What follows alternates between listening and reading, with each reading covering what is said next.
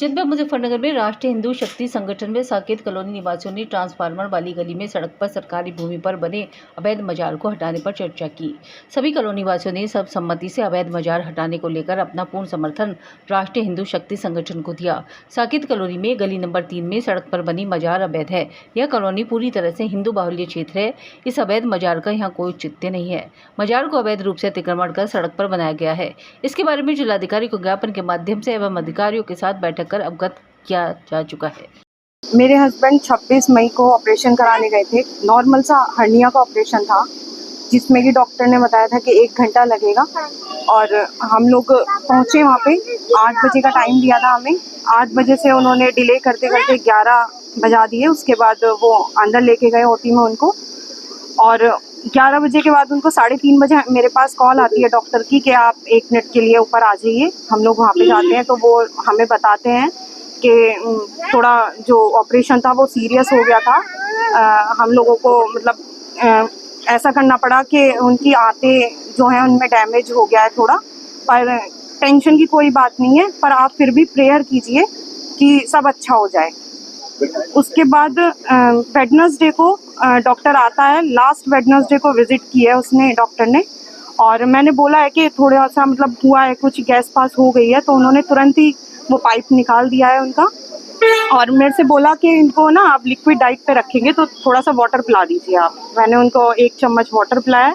उसके बाद आधे घंटे बाद उन्होंने बोला कि कोकोनट वाटर पिला दीजिए। मैंने वो पिलाया। उसके बाद उनको पेन होना स्टार्ट हो गया है, और शाम को उनको मतलब शाम तक काफ़ी पेन बढ़ गया था। पेन किलर देने के बाद भी रिलीफ नहीं। लापरवाही, जो डॉक्टर ने फर्स्ट ऑपरेशन किया है उसी में ही उन्होंने लापरवाही की है। बस उसी को ही ठीक करने के लिए वो बार बार सेकंड ऑपरेशन और सारी चीज़ें की हैं। मतलब सब कुछ उन्होंने फर्स्ट ऑपरेशन में ही कर दिया था, और उनको साफ दिख रहा था कि हमसे गलती हुई है। हमारी मांग ये है कि डॉक्टर को सजा मिलनी चाहिए। उज्जवल के हर्निया का ऑपरेशन हुआ था वहाँ सौदा अस्पताल कौशाम्बी में, और हर्निया के ऑपरेशन में उन्होंने पहले बोला था कि रोबोटिक से हम करेंगे, और 15-20 मिनट का आधा घंटा का ऑपरेशन है, और अपना शाम तक हम सुबह डिस्चार्ज कर देंगे। उसके बावजूद जो ऑपरेशन कराया उसमें उन्होंने हाथ काट दी उसकी पेट के अंदर, और उसका ट्रीटमेंट भी किया। करने के बाद उन्होंने फिर नहीं पूछा कि इसमें क्या हो रहा है, अंदर क्या नहीं हुआ है। 4 घंटे ऑपरेशन चला। फिर उसके बाद वो आईसीयू में रखा 6 घंटे।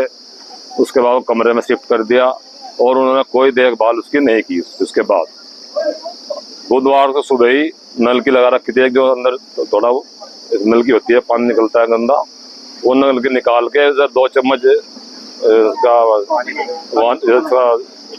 कोकोनट वाटर पिलाया, और उसके बाद डॉक्टर उसे नर्स के हैंड ओवर करके चला गया वहाँ से। फिर उसके बाद डॉक्टर 24 घंटे उसके पास कोई नहीं आया। उसके पेट में पेन हुआ। पेन होने के बाद नर्स को कहा, नर्स ने उसे पेन किलर दे दी, और वो सो गया, आराम हो गया। शाम को फिर यही बात रही, पूरा दिन यही लिपा पोती चलती रही।